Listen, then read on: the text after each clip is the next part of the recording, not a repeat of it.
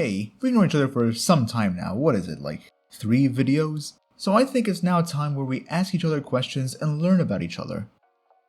So, you ever played a game and found the urge to keep replaying it? No, not in a speedrun sense or like an achievement hunter sense, but rather a game that you've played, finished, and then when you got some free time for yourself, you played it again and again and again and again and again and again and again. A game where you can see yourself getting up to hundreds and thousands of hours. People probably do this with MMOs or Battle Royale games, given the daily or weekly resets and grinds or item farming that's available to them. And there's also the roguelike genre, where people get different generations of map layouts and challenges on each run, similar to what's in Binding of Isaac or Hades. Rather, I'm asking about a game you've played from start to finish that has a special place in your hearts that you load up when it's a rainy night, the power can go out at any time, and you just sit there on the verge of a mental collapse saying, please, just let me have this one thing, this one thing!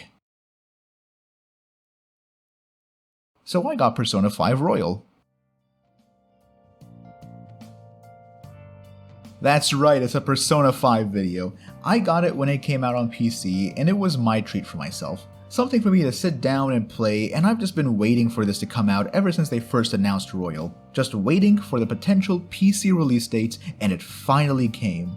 Initially, I wasn't going to talk about this game. I was going to have this be my own little game that I'd play in between videos, but I noticed something as I was playing through Royal for the first time. Now, I should mention, I played Persona 5 before on the PS4. So it's not my first time playing this game, and I loved the base game original release. I loved Persona 5 pre-Royal. I loved the palace runs, the fights, and I thought the characters were really well written and there were tons of amazing interactions you'd have with them. I also really enjoy the story of doing what you can to help others, to help society, to find the courage to rise up and rebel against tyranny. But in either game, as I wandered the streets of Tokyo, something hit me. And it was when the song Beneath the Mask played, and it was at that moment I found myself hooked again. Something hit me at that moment that I would have known about before when I first played the game, and it's the following. Persona 5 is my comfort game. And I began to wonder, what is it about the song that strikes that in me? Was it the melody? The chords?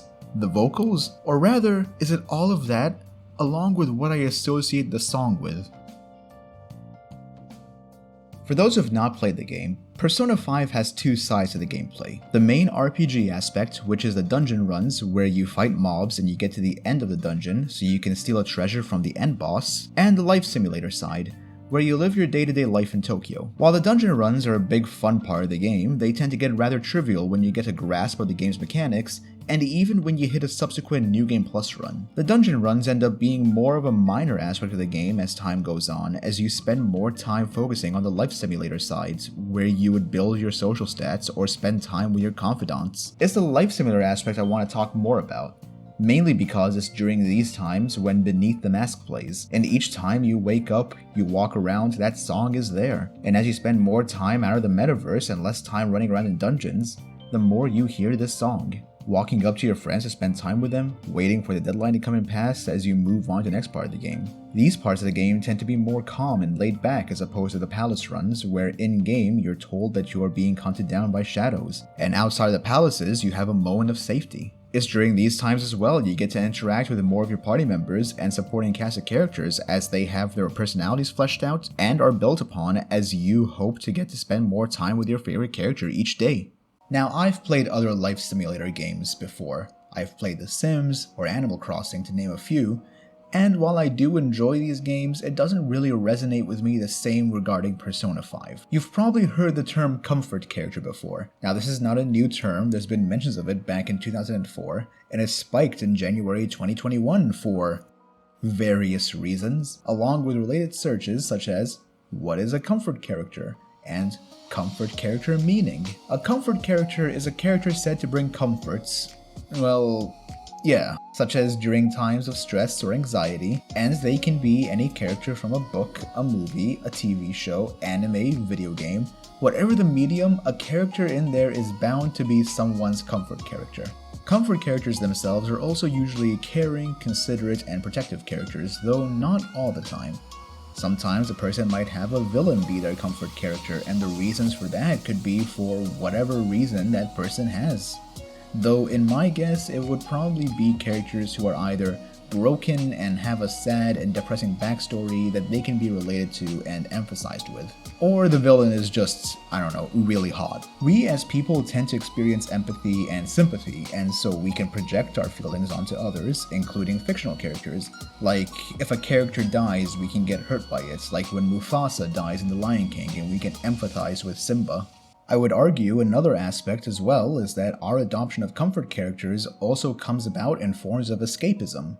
We all take part in escapism, whether it's music, books, Netflix, and even if you don't notice it, we experience it. Did you know that binge watching TV shows is a form of escapism? I didn't, and now I do. Role-playing games are also a good example of escapism. The ability to make your own character, go off on an adventure, interact with various characters. There is a bit to mention on the predictability and static behavior of comfort characters or games that we tend to have as favorites to replay, as it contrasts with life's unpredictability. Did I write life's predictability in the script? Did I not? I didn't proofread this, did I? No. Persona to me is an RPG with life-similar aspects where I get most of my enjoyment from taking things slow. From enjoying the dialogue and interactions where I find evidence, when I eventually start my umpteenth playthrough and skip through the conversations to get to the parts I like. The loading screen even tells you to take your time, and as I slow down, relax, and step into the shoes of our protagonist, I really start to get that sense of comfort. I find that no matter how many times I play this game, no matter how often I read the dialogue, despite it being unchanging, I will enjoy it. Hell, I'll probably go back and play it again right after this video.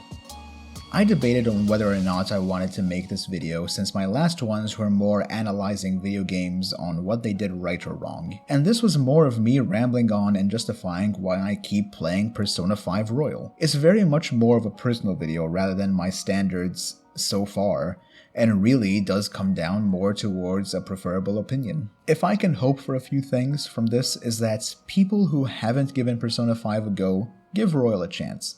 And if people think back on what games they have as their go-to for their comforts, then to reflect on why that's the case and to go back and enjoy those once again. So now you know what my comfort game is, and I have to ask, what's yours?